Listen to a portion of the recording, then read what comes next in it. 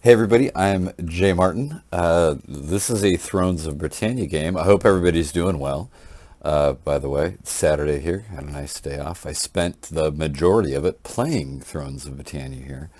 And I probably won't do a ton of videos on this game, but the game just came out, so maybe I thought I'd do one. And the first thing everybody's interested in is what are the graphics like? And I have a pretty beefy graphics card. We're on the highest settings the game will give you. And this is what the dudes look like. Nice hats. I think we always say there's actually some hat variety, which is kind of cool. Here's some cav. Right? So the game looks pretty good. I really enjoy the flowers. You got purple and yellow and everything. So that's what the game kind of looks like.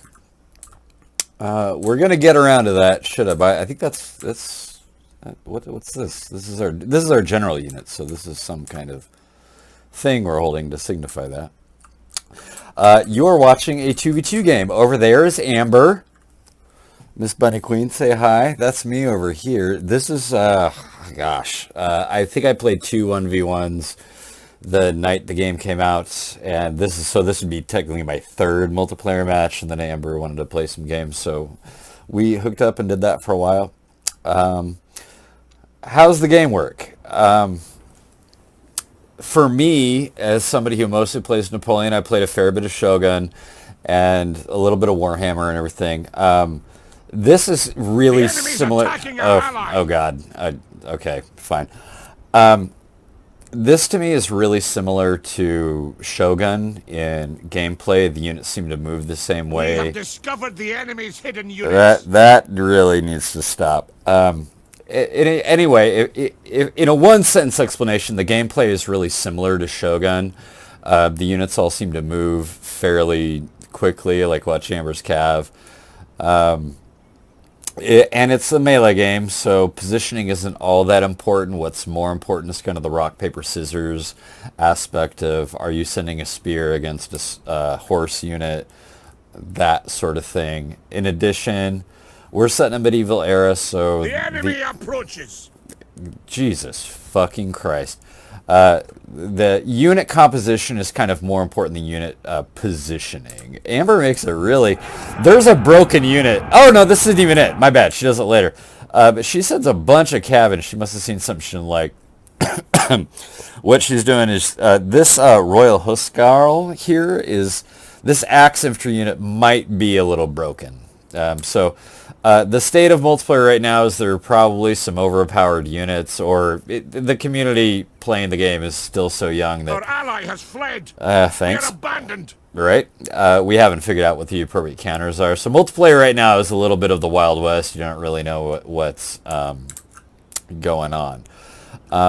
So similar to Shogun, and again we have the medieval era units, so I'm not saying much intelligent. So, is the multiplayer fun? Yeah, kinda.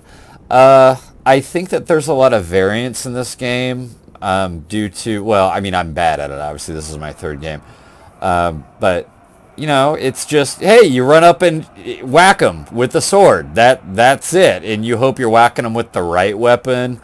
Maybe, like I'm doing now, you're trying to get in the flank or whatever, but I think the element of skill in this game might be a little bit lower, and there's more variance factors that determine who wins. Is kind of my take on it. I don't think that multiplayer in this game is really going to take off and be a big thing. I don't think there's going to be a big community kind of because of that. Amber made a very interesting comment to me a couple weeks ago. We were chatting, and she said, Napoleon still has more multiplayer action going on than probably all of the other Total War games combined, especially during European time zones. If you log in, I'm in California, so I'm about 8 hours or 10 hours behind certain parts of Europe. But if I log in early Saturday morning, there's just a ton of Napoleon games being hosted. And when Amber and I were playing this game last night, there were maybe 3 or 4, and this game is brand new. You know what I mean? And I get that the Total War games are more popular in Europe than they are in America, but there just weren't that many games being hosted. And maybe right now, 2 days after release, everyone is still playing the campaign, and maybe multiplayer will pick up. But I kind of just don't see that, basing that largely on the lack of a big multiplayer scene developing around the previous titles of the Warhammers and Attila, Rome 2, etc. And the Gunpowder games just seem to have more multiplayer Our traction. general is under attack.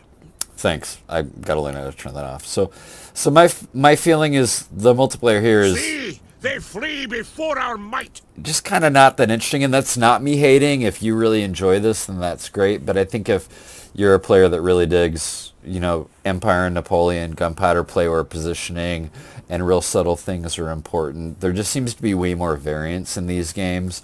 Again, a better player would probably tell me that I'm an idiot and explain it to all the ways that I'm losing. So I'm not an expert, of course, but that seems to be my read. If anything, if we did compare this to, oh, look at those javelins go. That's cool. If we compared this to, oh, those are bows. Interesting. I think this is, if anything, if you really like this game, you would default to the multiplayer of Shogun, because the unit movement mechanics are very similar to Shogun, and Shogun has more diversity with the match locks and everything. So what I'm really trying to say is I think a player who really enjoys the multiplayer in this is going to prefer like maybe Shogun. If you look at your Steam library and you have all, 7 or 8... Our warriors flee the battle. Jesus fucking Christ. If you have 7 or 8 Total War titles in your Steam library and you prefer Shogun, I think that a couple months from now you'll just load up Shogun. You'd prefer to have a multiplayer match in Shogun is what you'd prefer. Should you buy the game? Is it worth $40? I spent most of my Saturday playing through a single-player campaign, and that was really fun. Obviously very similar to other Total War titles. They limited some mechanics, put some new ones in. Whether they're good or not is debatable. It really comes down to what $40 means to you. Hey, it's a Total War game. We're all, if you're watching this video, you're a big Total War fan. The battle is turning in our favor. And so you probably buy it and try it out and try some multiplayer. They are attempting a new leaderboard thing. Of course, we have no idea how that's calculated. I think last time I checked, Amber here was number 36. So that's kind of my take on the Total War games. Should you buy Thrones of Britannia? Sure, do the campaign. You're going to get 40 hours of entertainment out of it. That's probably worth the $40, right? So that's my take on the game. In this particular game, Amber and I both went heavy on the Axe strategy, or the Royal Huskal. I'm not sure I'm saying that right. So try the game out. Why not? Give it a shot. In other news, I want to give a big shout out to Amber is running a tournament group. I'll put a link to it. It's called like the MGL tournament group or something. It's a group on Steam. It's public. You can join it for free. And the enemy general is dead. Thank you. And what she does is One of our units has used its ammunition. Thanks again. What she does is she just jumps out and throws out a tournament. Our men run from the enemy. For fucking Christ, Jesus. Amber tries to run Total War tournaments. It's totally public. It's really informal. It's really simple. 16, 20, 30 people, and then you go play some games. It's really casual, of course. This isn't serious esports or anything. But Amber's running these tournaments, and they're really fun. I participated in one last week. Let's just short version, got my ass kicked, so that was fun. But I'll do it again. I'm playing the next one, and she's putting some effort into promoting the multiplayer community in Total War, and I think that's great across all the games. And so she's providing an avenue for you to have some pseudo-competitive matches. There's no money here. We're just playing the game for fun. So get in there, join Amber's game or her tournaments, and support that. Be a good Total War community person, and it's fun. It's fun. It's something you're probably not aware of. So I will put a link to her tournament group in the description. A real problem is it should show us a results screen. Why does it not show us a results screen? Because We played a handful of games this night, and Amber, we won all of them, duh. But Amber kicked my ass in kills in all of games except this one, which is kind of why I used this replay, because this is the one I actually didn't suck in. And now I don't even get to show you how I didn't suck. So, TLDR, the game, I don't think multiplayer is really going to take off on it, but hey, it's $40. Try it. Maybe if everybody buys it, the multiplayer will be cool. I don't know. Shogun's probably a better and very similar game. And last thing, let's get out there and join Amber's tournaments. They're fun. It's casual. We can do this. All right. So Amber's big criticism, by the way, of this game is that there are a lot of little touches that are missing, such as I should be seeing a victory screen right here. That tells you that I happen to not suck this particular time. So anyway, thanks for watching. Take care of yourselves. Take care of each other. Try Thrones if you want. I don't know. Seems kind of fun. Anyway, my name is Jay Martin. Thanks for watching. You can always send me a replay of your games to the email address is sendmeyourreplays@gmail.com. I will also try to put that in the comments. So once again, thanks a bunch. Take it easy. Talk to you later. Bye.